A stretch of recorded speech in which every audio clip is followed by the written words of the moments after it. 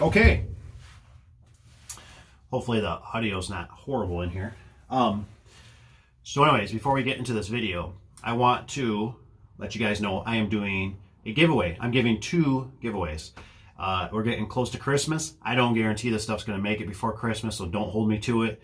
It takes me a little bit to get through things. I'm a one-man band here, you know what I mean? So anyways,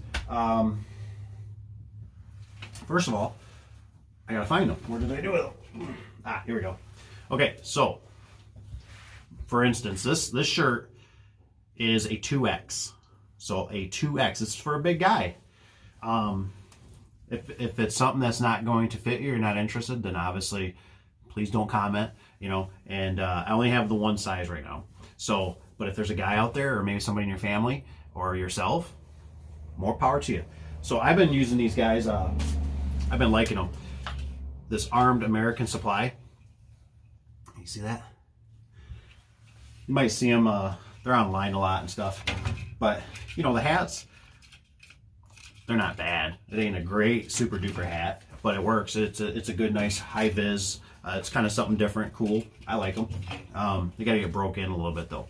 And then, but this 2X. So this is one of them. Obviously, I'm giving the hat away. So that's one of them. And I'm gonna give them to 2 different people. So make sure you comment, and there'll be 2 winners. And then here's the front of the one. You know, it's a hoodie. And I like the saying on the back, you know. Just something I think is kind of cool. I bought a couple for the guys and myself. So anyways, I'm sitting back here working on another video about some of these storage units. Got one there. I got another one here. But that's not what this video is about. So anyways, like, share, subscribe. Comment below, and we'll do a random pick. Either have the kiddos, or we'll figure out something. Put the names in a hat again, and we'll do a giveaway. And I'll have you email me, and I'll get your address and whatnot, and we'll ship some stuff out because it's Christmas time. So pretty cool, pretty cool. Anyways, let's get to the video. Hey, what's up with everybody? Huh?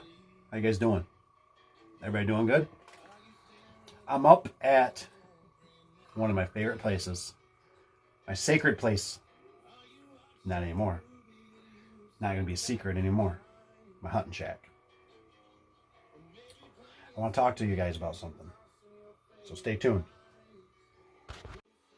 Okay. So this is something that I've been wanting to go over with you guys for quite some time. And, well, to be honest, I just haven't had the time. I've been so busy. I finally decided that this weekend I'm taking it off. And actually, to be up front, my taking it off is really still working, because I'm doing stuff for you guys, which I don't mind doing stuff for you guys. You guys are a pleasure. But I'm actually I got to go to the car wash tomorrow. So it's supposed to be just miserable out, snowing, raining. So there's no reason anybody should be getting a car wash, and they should be closed down, and I shouldn't get yipped at about shutting it down. But I definitely need my time to meditate there. So I decided to come up to the Hunt Shack, get away a little bit, try to do a little relaxation. I've worked, gosh, what is it? I think it's like December 11th right now. And I've worked every weekend since Thanksgiving. So I took one day off. I took Thanksgiving off, the day of Thanksgiving. And then I worked Friday, Saturday, Sunday, even late Sunday. And then I ended up having to, we didn't have a truck show up, which we still had plenty to do. It's a madhouse right now. But the worst part is you don't know what stuff's coming or not coming on trucks, and when it's going to be here. You can't schedule nothing. I feel sorry for the guys. We're going to be running out of, pretty soon it's going to be, we have to be doing outside stuff, you know. So that's not what I want, because we got a lot of inside stuff, but I need to know when stuff's coming. So anyways, got the pad of paper. I wrote a list. This list has been in my house floating around just to show you. It came up here, but the trailer the trailer got wet. Not this trailer, the enclosed trailer. There was I was bringing a hose up to bring to the trailer up here, the hunting shack, and the hose leaked and it got on the ground, and I don't know how it made its way into bags and everything. It made a mess. But I've had this sitting around my house, and I've been wanting to do a video about it because I think there's a lot of merit to it. All right, Dave, get to the point. Got it. So what it is it's kind of explaining residential service calls in a nutshell. So take this with a grain of salt, okay? So right now we're not doing residential service calls. There's some things that are playing into factor for that. One is that stuff going on. So it's hard to deal with all that. Do you go in? Do you not wear one? Do you have to wear one? You know, it's a very... I knew this was going to be bad, and it is coming to turn out starting to get bad. The other thing is we have a geographical area next to us that is not... I think we're getting a lot of the spillover, and it's got contamination in it. So we're having a hard time deciphering which ones are good and which ones are bad. So it's better just to stay away. And we're so busy right now. I bet we're like 3 months out with solid commercial, heavy duty, good stuff, juicy, fat, finger licking good stuff. So anyways, but I've been thinking about this, and I feel like sometimes I have troubles with the employees, or just some of you guys ask questions about it, and I just kind of wanted to go over what I think. And this is my personal opinion, so take it with a grain of salt, and then, you know, understand that if you're just starting out, you know, you got to do what you got to do, man, you know. But it's a lot easier when you're just by yourself, you know, you in a little, you know, beat up van. It's not so hard, you know. You think $100 is a lot of money, but when you want to play with the big dogs, like I've been doing this for years, overhead, vehicles, maintenance, tires, shirts, uniforms, hats, you name it. It's a different world. So anyways, let's go through this list. So this is on a generic of what we do for service calls. This is what I would predict. And so another thing to keep in mind is, I don't think enough people, I like to stress this with a lot of people, that you have to think like an attorney, right? If you were an attorney, you would charge for that phone call. You would charge for that paperwork. You would charge for everything. And that's one thing I think we miss in the garage door industry, is we don't charge for the things behind the scenes. You just look at it right up there. It's easy for employees to go, wow, he just made $300. You know what I mean? And you're going, yeah, but it took time to get there, and it took the secretary to write it and to put it in the system, and the list goes on. So anyways, let's start with this. So 15 minutes, take the call, get the info, get the address, say hello, be polite, kind of try to help diagnose what's going on. You know, one thing, if you're not doing it, you should always be doing kind of pre-qualifying them a little bit. People love helping most of the time. So they'll take pictures for you. Have them take aerial pictures just so you know what you're getting into. If there's garbage in the way, if it's, I've had pictures before where they tell me the springs broke, but whatever, you know, and then they send me a picture and it's on the side, and I'm like, oh, we have to do a spring conversion. Oh, well, how much is that? All these scenarios. So we got 15 minutes, take the call. 15 minutes normally for us just to drive to the site. You got another 5 minutes just to say hi, get in the door, right? The customer, say hi to Fluffy, doggy's barking, you got to take your shoes off. It's probably even a little bit longer. You got 5 minutes to look at the problem, right? So you're going to stand out there, you're going to tell the customer, oh, I see it, it's a broken spring, it's the roller's falling out. I figure you got about 20 minutes to take care of the problem. That's probably what it would take me by the time I get the springs off, by the time I, you know, dump another spring, by the time I throw the shaft, you know, oil it, I go through everything, get the cables back on, reset it. That's roughly probably 20 minutes. It could be 30, 40 minutes. It just depends. We all know how it is. If they got boxes and Christmas stuff in the way in a car, you have to be extra careful. So that's one thing I don't have factored in here, is there's a lot of liability too. You know, if there's a car trapped, as a technician, I've done it. I'm sure you've done it, where you have to make that decision. Do I want to try to lift this door with the opener and try to get their car out of here? Or do I just do it and be really careful? Now, all it takes is for you to leave one wrench on top of that strut or a winding bar, and that thing comes crashing down in the car, and that costs hundreds of thousands of dollars to get fixed. Customer's upset. Who knows how it goes? Okay. Now, hoping that you don't have to run to the shop, right? Because I can always, or back to the shop and get something that you missed, right? So if you didn't have something, you're missing something, you forgot to reload your torsion tube.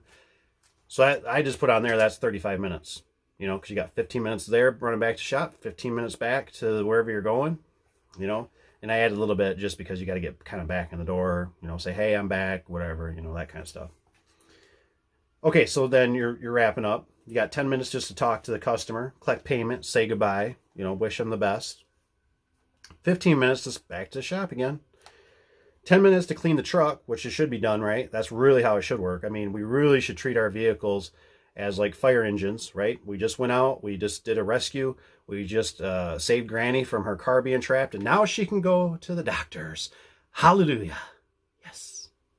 So, we should have the time, right, to come back, restock, sweep out the little bit of mud that we got in there, whatever it needs to, restock the lube, cables, whatever, the swedges, all that jazz. So now you're going to probably maybe have another 10 minutes just with a secretary. Now, this is kind of a gray area because you probably already collect payment and everything should be kind of processing through, but we all know sometimes we get in that situation, the customer's not home, they're at work. Now you got to follow up with the customer or with the secretary or yourself. You got to call them, right? So now you got to call them. You got to tell them what, hi, this is what was going on. We got you all fixed up. Everything's working great now. Can you, oh yeah, I'll send a check out. Just, give me a bill, blah, blah, blah, blah. So I figured about 10 minutes in there for just little stuff that I always see between secretaries, employees, myself, all that kind of stuff. Now, one of the kickers is hope and pray that there's no callbacks. That's the kicker right there. Hey, it happens to the best of us. Cable gets thrown off. The customer leaves a broom in the way. It gets caught in the track that they don't tell you about. This is all things that's happened to me. I've had it before where I installed the garage door open. I remember it was a Genie. And it was through Lowe's. And I remember it was out. Well, how far was it? It was probably about 45 minutes away from the shop. And I went out there, installed it, whatever. I did it myself. There should be no problems. I know how to do this. I'm the best in the West, all that kind of stuff, right? We all get kind of big heads. Went out there, started messing with it. It lost its limits for some reason. Start messing with it. Customer decides to tell me, goes, yeah, I couldn't get that thing to program to my car. Oh, so you were up here playing with the buttons. I've literally thought about at times making a void sticker for over the panels because I was doing so many of these and I was getting callbacks of customers touching them or just little glitches or something, and I couldn't validate where it was coming from. I didn't know if it was me. I didn't know if it was the product. I didn't know if it was the customer messing with it. I didn't know if it was because there were power outages. It was getting very frustrating. But when you work with that, when you're dealing with like such little money, it's really hard. You have to make everything count. You really do. I mean, even light bulbs start adding up, where can I find cheaper light bulbs, if you provide light bulbs. But I started providing light bulbs because I got sick of customers going, they call me a day or two later, I think this opening is done. It's no good. And I'd be like, why is it no good? And they say, well, because the light don't work. And I go, well, you have to put light bulbs in it. Well, I can't climb the ladder. I'm like, what? Okay, so just some rough numbers. I know we were averaging somewhere in maybe about the 250.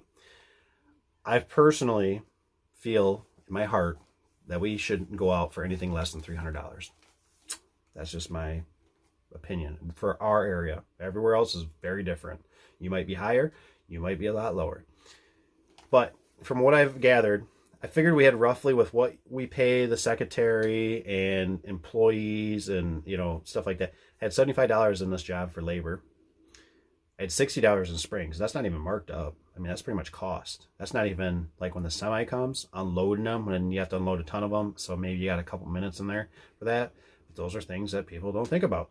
So you got that. So we come up with 135, right? So with labor, springs, we're at $135. So you're like, wow, we're still making some pretty good money. Well, here's the thing. If I looked at the vehicle, the way I look at the vehicle, because I work on most of the vehicles, I'd say that vehicle going out should bring $60. It's just a rough in my head. That's kind of high. Well, you got oil changes, you got brakes, you got tires, everything's wearing down on that thing. You know what I mean? It's grinding, you know? So, so now we have $195. So we had the 60 or 135 plus the 60 for the vehicle. And then we got, you know, and that's if, I should add this in too. That's if you don't leave a battery charger behind. Because if you leave a battery charger, right? What are batteries? About $100, $60? And the charger? Oh, battery and the charger? Oh my gosh, dear Lord. Adds up. Oh, you forget a ladder? Leave a screwdriver? Ooh. What if you got to go back? Because you forgot that stuff. What if they don't give it back? What if they steal it? Just saying. The things have happened. So anyways, so now we're at like 195. So I'm just going to say $200. We got $200. The labor, the material, the vehicle, we're left with $100. A whopping $100. Now here's the thing. You got to think about $100 might be a lot to you. $100 is nothing to me. I don't even get too excited about $1,000 anymore. And I shouldn't say that. I get $1,000 profit. That's not bad for like 2 hours work. I could live with that. But $1,000 across the day, you know. But here's the thing. You think about that you're doing these. So you're doing these service calls for $100. Let's just say maybe you can get 6 service calls in a day. That's a long day. But the problem is that that's 6 liabilities that you touched. That's the thing you got to remember. And you're anticipating that none of those call back. So I think that's all I'm going to do on this video. I just wanted to give you a heads up on that. Some of the reasons why I don't really care for residential. And when we get back, if we even go back into residential, we're going to have to fine-tune some stuff a little bit. Just because. We're just going to have to. It just doesn't make sense when we're going to these jobs and we're on one job. And what's beautiful about when you do one job, especially if it's a bigger job, is you're isolated there. So really what should be happening is the next day or that night, you're making a list of what you need tomorrow. And the beautiful thing is you don't have to deal with GPS. You don't have to deal with, I can't find the place. I don't have to deal with the color of the house. I don't have to deal with, you go back to the same location. It's pretty like idiot proof. You know what I mean? Like even for myself, it's like, oh, I know where I'm going today. There's no anxiety. You know what you left off yesterday, so you go back. And if you're dealing with new products, or commercial service can be a little bit tricky. You got to have a little more supplies, and I call it the bigger boy stuff, you know, torches and things like that. You got to be a little bit more refined and of a craftsman to do stuff. But so anyways, I'm gonna leave it at that. I'll leave it to another video, why the commercial can be so much more lucrative, I believe, than the residential. So anyways, thanks you guys so much. Take care. I'm gonna do a little relaxing while I'm up here. So take care. We'll see you on the next one. Subscribe, like on your way out if you would, please. See ya. Take care.